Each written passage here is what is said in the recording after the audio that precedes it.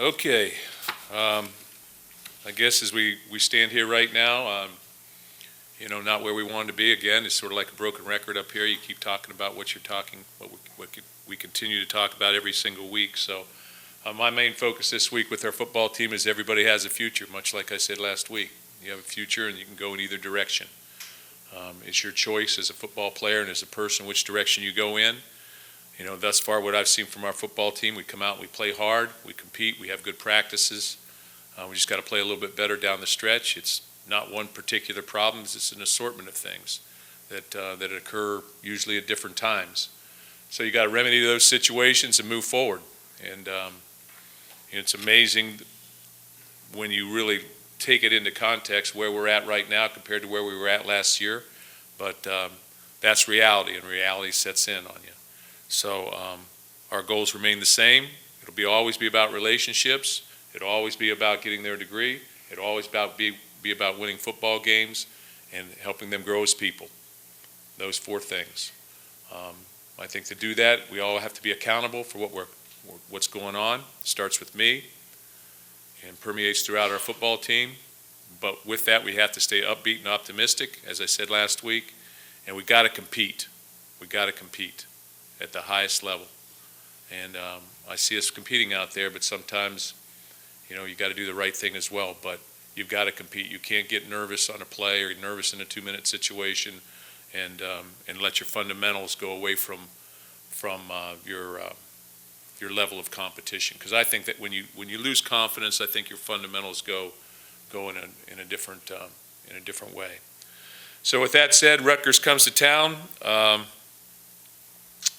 I got a lot of respect for Chris Ash, what he has been able to accomplish at Ohio State, and what he's got himself into at Rutgers. He's going to do an outstanding job. You see them offensively use a lot of misdirection, a lot of tempo, a lot of motions and things of that nature. Have a go-to receiver in Patton. They've worked with 3 different quarterbacks. Giovanni is I can't pronounce the last name totally, but so I'll leave it like that. But from De La Salle, doing a nice job for them. So I imagine he'll be playing a lot against us.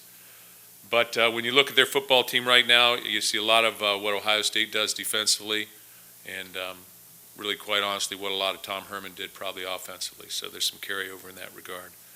Ask our players to measure their level of commitment this week on Sunday night, level of confidence in their coach, position coach and head coach, and their teammates, so a level of confidence in their teammates, their coach, their position coach, and then sort of had a town hall meeting with each position group, just to sort of get things on the table, just to make sure there's open lines of communication, just to make sure that we can identify the problems. And when I asked our football team, okay, I think most people know the problems.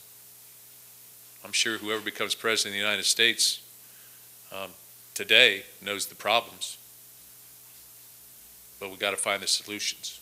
And I think that's where we have to continue to move forward. So with that being said, I'll let you guys ask 2, 3 questions at once, whatever you want.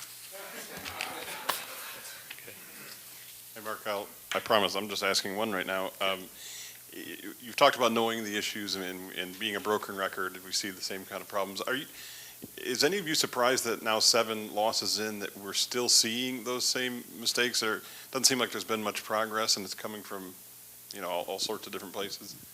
Well, I think that when you look at it like that, you got to really, if you dive deep into certain things, you see that at one time it's this past week it was a blown coverage and I guess what you'd call it inappropriate pass interference on the first 2 plays of a 2-minute. That's a little bit uncharacteristic, I think, for that point in time in the game. You got 3 different quarterbacks playing. So when you have 3 different quarterbacks that have played for you in a season, you got to look at it and say, well, I wonder what's going on a little bit, whether it's injuries or whatever. But the state of your leadership, positional leadership, is a little bit in flux. So yeah, these are things that are not just they're not easily fixable in 1 week. You recollect yourself on Sunday. Monday, you start looking at the next team. Tuesday, Wednesday, you practice. Thursday, you shine it up. Friday, you get yourself emotionally right. Throughout the week, you get yourself emotionally right to compete for the to compete on Saturday, and then you go out and compete on Saturday. You got injuries taking place at a high rate, I guess I would say. So, you're always a little bit in flux in terms of who's playing what position. You've had different people playing at linebacker. You've had different people playing in the secondary, different people playing on the offensive line. You've had different wide receivers playing, different quarterbacks playing, different running backs playing based on how they play. So you've got a lot of different things moving like that. So does it surprise you? It surprises me that we're not, if we win the football games, that we have a chance to win at the end of the games, we're sitting here probably a little bit, people are still going to be disgruntled, but we're sitting here above high tide. Okay, but that hasn't happened. So the only thing that I can do is pick up the pieces every week and say, why haven't we won? And try and address that and make sure that we try and have do-over notes. So if you had to do it over again, what would you do? And try and continue to move forward positively. Because you can't beat people down and expect to keep emotions, I guess, in check. One question. You have said before that to pull a red shirt off a player and not play them is, quote, not fair, unquote. Mm-hmm. So the fact that Kenny didn't make the travel team, is that an admission of maybe a mistake in pulling off his red shirt mark, or is there extenuating circumstances? Well, Kenny Lake played very well in practices. He looked like a great hitter, a great tackler. I think he was going to be a very good football player. I thought that at the very least he would play well on special teams, and quite frankly, that didn't happen. He struggled in coverage, some different coverages. You can't put a guy in the back end. You already have problems already, and then had to take him out of practice for a couple of reasons. So he sat and studied a little harder last week. So obviously he didn't make the trip. Mark, just wondering, you mentioned the town hall type meetings that you had this week. How many different kind of tactics have you gone through to try to get them out of this losing streak? And you never had to do this before. I mean, where does that kind of come from? How do you learn how to do that? I'm just trying to problem solve the best I can, and I don't want to ever walk in there and blame one particular player for a problem. I don't think it's one particular player. I think it's an assortment of things, and all I can tell you is that we come out every single game, we've played hard, and we've led in every game. So you got 9 games we've led in. We've got 9 games. How many of those games did we lead in the second half? Probably 7 of the 9. Okay, so I think. So, from my standpoint, you have opportunity to win. If you can get into the third quarter, fourth quarter, you have an opportunity to win. That's when you got to start playing your best football in the fourth quarter, and I don't think we've played our best football in the fourth quarter. I think that's probably a guarantee that hasn't happened. With that being said, you just keep coaching. Like I said last week, you keep coaching, and that's what you do. And it's difficult at times because, probably it was a tough loss last week, very tough for everybody, for me, for everybody. But that's where we're at. And I just keep saying, hey, we cannot live in the past. We got to learn from the past, but we have to live in the present. So the only thing we can focus on is the next challenge. And for our seniors, in 3 weeks, they're going to have a much bigger challenge on their plate. For our younger players, they're challenged every single day to try and get better and do the different things that they have to do. So that's what we have to do. Mark, you talked about your do-over list. If you could go back to the summer when you guys were just practicing, what would be some of the things that you would focus on and knowing what you know now with this team? Ask me to go back 10 or 12 weeks. I really can't, on this like that. So I really can't pick one thing and sit there and say, okay, if we had to do it over, this is what we would do. We have very high goals coming into this season. I do not think that our goals should have been less than they are. I just don't. You can't. You can't go to a college football playoff and win the Big Ten the last 2 out of 3 years and sit there and say, gee, guys, I hope we go 7-5. You can't do that. The only goal to go for was to win this thing back to back. That was the only goal. Because anything less than that was not going to be acceptable. Not to our players, not to our fans, not to me. So along the way, we lost some players. Along the way, in and out. Some in, some out for good, some in. You know, Sean Harrington's coming off an Achilles. Sean Harrington be playing for us right now at linebacker. He'd be playing at defensive end or linebacker someplace. Guy's an active football player, but he's not. So you get in those type of situations, you deal with them. You know, you deal with them one week at a time, really. That's where we're at right now. It's okay, get ourselves ready to play, make sure we're mentally right, make sure we know what they're doing, make sure we know what we're doing, simplify so we can play fast, play fundamentally sound, and get ready to win a football game. And that's all I can do. And then when I look for my do-over list, then I'll go back and I'll look to see what was my to-do list on those particular days to say, well, we shouldn't have done that, shouldn't have done that. But I'm not looking back to August right now and saying, we should have ran, you know, we should have done this, that, or the other. I mean, we do 2-minute drills the very first day of summer camp. We emphasize 2-minute drills the very first day, and we do them every single day. But, you know, we do them on offense and defense. Didn't happen the other day. Came close. Played very well defensively in spurts. You know, I guess 2/3 of the game. But didn't get it done in 2 minutes before the half. Didn't get it done 2 minutes at the end of the game. I have two, one at a time. Okay, good. Don't get me heated.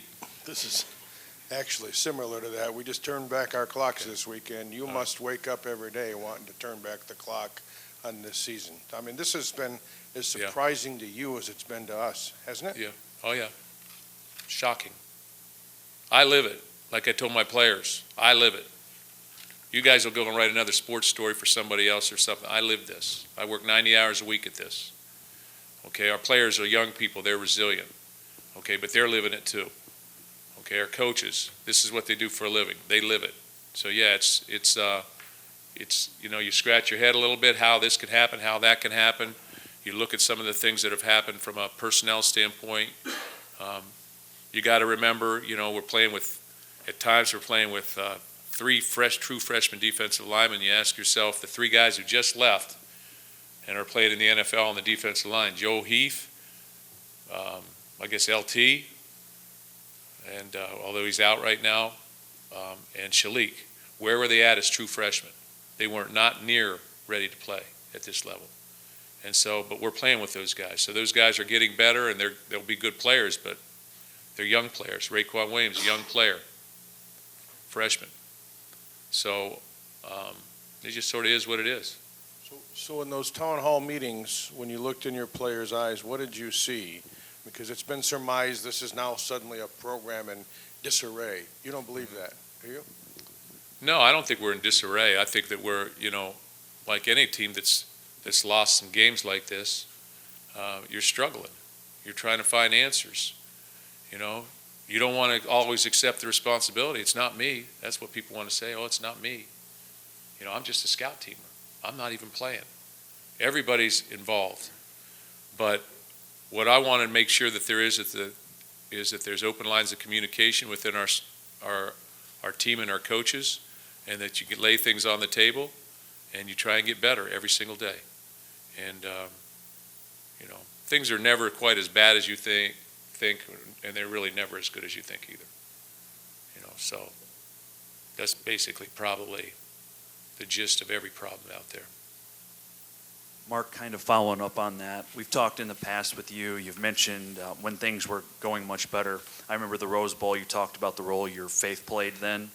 Mm-hmm. You mentioned it last year. I'm wondering, how is that this year when things aren't going so well? Stronger. Your faith grows stronger. For me personally, and I think that's what you do when you know, you gotta, you know, you put your faith has nothing to do with your success or your failure, in my mind. I don't believe that I shouldn't say it like that. I think it does to some extent, but I'm saying the amount of praying time that you have shouldn't be dependent on whether you're winning or losing totally, I don't think. So I'll remain strong in my faith. You know, it won't be shaken. We're not losing games because thunder's hitting. I know that we kind of talked about the injuries and the amount of injuries that you guys have had. Do you have any clarity at quarterback right now? And I guess looking at having those two guys as veterans, do you envision anything with them switching or trying to get both some experience down the stretch here? As far as with Tyler, we'll see. I think he will be prepared to practice today. He should be cleared, but we'll see. It's not for me to make that decision, but it looks like that. I thought Damian played pretty well in the game. I thought Tyler played pretty well in the game. I think Tyler is earning his stripes.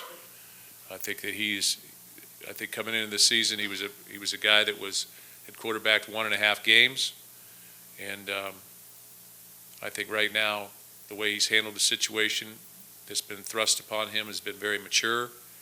He's been very competitive, and I think he's playing pretty good football. And I would say the same about Damian. So we'll see how it all shakes out at the end of the week. I think both of them give us something, maybe counter each other a little bit. Mark, there's a note in the packages this week that you guys haven't played the same starting lineup, offense and defense, at all this year. Have you ever gone through a season like that to that extreme? And I guess, No. How? No, we've been pretty fortunate here, with injuries. And their injuries that keep guys out maybe 1 or 2 weeks or something like that or whatever. But we've lost some guys for this season as well. But no, not here. You guys probably have that in your notes somewhere. Okay, but hey, it happens. This is a physical game. I've said this before. You don't hit. You're not playing on a computer screen. You're not tweeting it out. Okay, this is real blocking, tackling, playing the ball, taking on double teams, pass protecting, get off, all the different things that you need to do. There are certain things when you look at our football team that are not allowing us to win. Trips into the red zone without touchdowns, that's an issue. However you cut it, there's always a different reason. Sacks, turnovers, turnover margin. Those things have been, if you look at every team that's successful right now, there's probably those reasons stand behind it. Ability to run the ball, we've done that okay. Up and down a little bit, but we've done that okay. Ability to protect the quarterback, we've done that okay, but we've had some occasions where we got pushed, for example, 22 times in the game this past week, we got pushed off the dime, okay, which means that the quarterback takes the ball from here and his launch point is not where he sets up at. He's got to move on his launch point, okay? 22 times, that's a lot. Okay, we got them off the dime twice. That's a problem. That's a problem. So any way you cut it, those two things occurred. With that being said, I thought Tyler and Damian both completed their passes, were pretty productive in that area. They had some drops, which are uncharacteristic of the guys who dropped them. They're not freshmen. They're not guys who can't play. They're guys that are very, very good at what they do, but they had a couple drops. So, it doesn't mean they're bad football players, but things are happening. Things happen in a football game. It's real. You got to make plays. The turnovers, we've got 9 turnovers right now. There are years where we've had 23, 25, that type of thing. Now, we're not turning the ball over a lot, which is a good thing, but where are the turnovers at? They got to come up, and there's opportunities. Missed 3 interceptions on Saturday. So those type of things have to occur. There's some structural things as well, but it's all inclusive, as I've said. Structural things are coaching things, certainly. But, you take risk. We could have kicked a field goal and cut to within 1. We scored a touchdown on 4th and 4, okay? My thought was, well, should we kick the field goal with 3 minutes to go and use their timeouts and go back down and maybe kick another field goal? But we went for it and got a touchdown. Now we got to stop them on 2 minutes. So there's all kinds of different things that are going on in a football game that are real and rapid decision makings, whether decisions that are being made, whether you're a player or whether you're a coach. So I guess this would be the place to come if you want to research that kind of stuff right now, because it's gone the other way before too. Last year was the other way, so I don't know. Sometimes it's just what's going down. Mark, are there things about this team, despite losing the 7 in a row, that you wish the fans and the media would know and see different aspects about this team? Well, I think that hopefully everybody sees that we're playing hard. I hope that everybody understands that we've not given up, that our players come out and play very hard, that we're a young football team, that at times we got a redshirt freshman at offensive tackle, a redshirt guard at left guard, a true freshman at right tackle. Difficult. So these things are growing pains that we go through sometimes, and I wish these growing pains maybe would have occurred earlier. What's troubling is that these occur in your 10th year as the coach. You got to ask yourself what's going on. But everything's related. The attrition that we had on our defensive line is related to our young players playing defensive line right now. That's related. That's directly related. But it happened, and I can't change that. So, you just keep on moving. But yeah, first of all, I appreciate our fan support. I think they've come out, and I think they've stayed, especially the last home game. I think they've stayed. I would think our coaches are not coaches. I would think our fans would appreciate what's gone on here in the past, and could take a step back and say, this is what's been accomplished. Now this is where we're at. Now this is where we got to go. But I've tried to do things right here, and I'll always try and do things right. So, at the end of the day, all falls on me. That's all right. Mark, the month of practice before the bowl can usually be beneficial to a lot of the younger players. If you're presumably not going to have that this year, do you sort of change the way you approach, I guess, the next 3 weeks, just in terms of To making some the most degree, of it? yeah, we will. We'll have some different periods in there which will allow young players to move forward a little bit, but there's always a catch-22 with that. Really where we've been at the last three years in bowl preparation, it's been, hey, we can't afford to lose anybody, whether you're a scout team or not. So we're playing for a Big Ten championship. We're playing for a place in the national championship game. So there wasn't really a lot of preparation that are going into the young players. We're trying to do everything we can to win those games, or a Rose Bowl or a Cotton Bowl. So the focus has been on that, but we will use our players. We're using them already. There are guys that, a Luke Campbell or a Matt Allen, they're number 2. We don't want to take the red shirt off him, but he's the number 2 center, Matt Allen, and Luke really is the number 2 left guard, if you want to line 10 guys up there. So they're getting work. Our younger players that are playing are getting work, and Noah Davis gets work, tight end. He'll be a great tight end. So these young players are getting work. We're just not playing them because of the lateness of the season. I think if it was now, if they were where they were right now at the beginning of the season, those guys would be playing some. Those 3.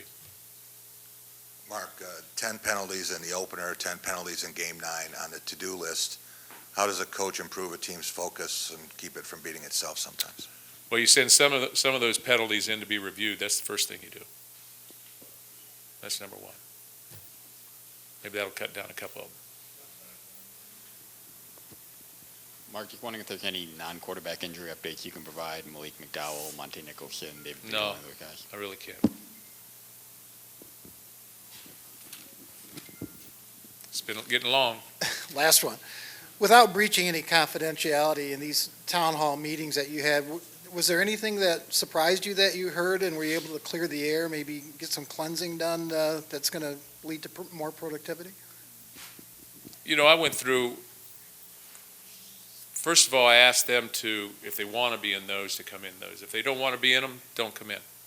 And I asked them to fill out a survey for themselves, for self-analyzation on those things I talked about. And then I asked them, if you want to talk to your position coach, get it on the table, everybody together, bring out things that are bothering you, whether it's play time, whatever it is, just get everything on the table. And then I asked each coach, how everything went. And, sort of sat and talked to each coach in terms of, a little bit more in depth in terms of what went on in their meetings. But I think anytime you have an obvious situation going on, or you're not being successful, that you do the best you can to get problems out in the open, identify the problems, but then try and find the solutions to those problems. So that's what we're trying to do.